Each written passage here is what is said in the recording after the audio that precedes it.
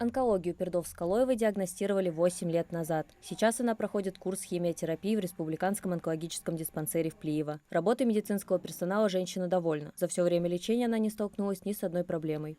حجدك حج الحمدات شيء ديش دولق четко до цак проблем юлш хамдат цахал чишолж дат я лурж бецри нахт мохал худдар يرج بولج يرج دال حبيتا مبيرج يرج دال وين حبيتا يرج بولج دواقل دو دال يرج إيش ما بول بين مس волш цунгж ما волсага дал маршалулт. Фатима Гандаоева сейчас тоже проходит курс химиотерапии. В диспансер она приезжает уже 8-й раз после операции, проведенной в Москве. Курс проводится каждые 20 дней. Именно с такой периодичностью необходимо приезжать в стационар. Фатима Хасановна искренне благодарна врачам и медсестрам, которые проявляют чуткость к каждому больному. Лекарства есть, видите, все есть.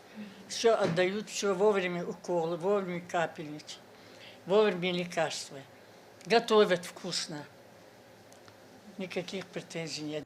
Помимо комфорта для больных, каждому пациенту обеспечивается современная диагностика и лечение на высокотехнологичном оборудовании. Оно было приобретено за счет нацпроекта здравоохранения. В распоряжении онкодиспансера есть одни из самых современных аппаратов тяжелой лучевой диагностики – КТ, МРТ, рентгеnuстановки, аппарат для маммографии, УЗИ-аппараты и другое оборудование. Жители республики с подозрением на онкологию могут пройти полный комплекс обследования и лечения – хирургия, химиотерапия, лучевая терапия. В некоторых случаях пациентов направляют в федеральные центры. Наши врачи ежегодно проходят повышение квалификации на разных уровнях, на разных этапах обучения. Также они постоянно посещают конференции. И плюс ко всему этому у нас еженедельно бывает, 2 раза в неделю бывает ВКС с нашими федеральными учреждениями, то есть где присутствуют все наши федеральные онкологические учреждения, где и мы читаем доклады, и другие учреждения читают. Ежегодно можно наблюдать положительную динамику в диагностике и лечении онкологических заболеваний. Сегодня на лечение в Ингушский онкодиспансер приезжают жители из других регионов – Кабардино-Балкарии, Северной Осетии, Чеченской Республики. Лечатся здесь даже жители ближайшего зарубежья, например, Казахстана. Очень много пациентов обращаются за помощью в наше хирургическое отделение. В нашем хирургическом отделении проводят открытые и лапароскопические оперативные вмешательства. Очень расширенный формат. Если взять Северный Кавказ, мы практически на одном из самых высоких уровней по проведению оперативных вмешательств. Качество оказания медицинских услуг растет с каждым годом. Протокол лечения сложных больных обсуждается на федеральном уровне. После обсуждения продолжается совместное ведение пациента. Но есть и проблема. Жители Ингушетии пренебрегают своевременным обращением к специалистам. Хотелось бы наше население призвать к обследованию, к профилактике различных видов заболеваний.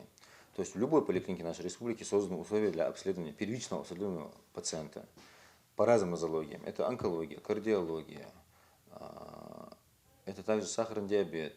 Любая нозология, которая может нести последствия, она готова к обследованию в нашей республике. Регулярные медицинские обследования позволяют обнаружить рак до появления выраженных симптомов. Это дает возможность начать лечение на самом раннем этапе и значительно повысить шансы на выздоровление. Для профилактики рака врачи рекомендуют вести здоровый образ жизни. Существуют разные методы обследования для разных видов рака. Например, маммография.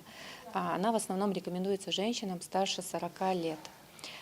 Для более раннего возраста, то есть женщинам моложе 40 лет, мы обычно рекомендуем УЗИ молочных желез. Колоноскопия обычно рекомендуется для диагностики рака кишечника. В основном назначается пациентам старше 50 лет или пациентам, у кого есть случаи рака кишечника в семье. В Ингушетии борьбе с раком уделяется большое внимание. Помимо действующего онкодиспансера, функционирует 3 центра амбулаторной онкологической помощи, а также регулярно проводится выездной онкопатруль. Все это позволяет оперативно выявлять наличие злокачественных новообразований у жителей республики, а граждане, в свою очередь, должны ответственнее подходить к своему здоровью и при любом изменении обращаться к врачу. Мария Макиева, Султан Магушков, Магаз 24.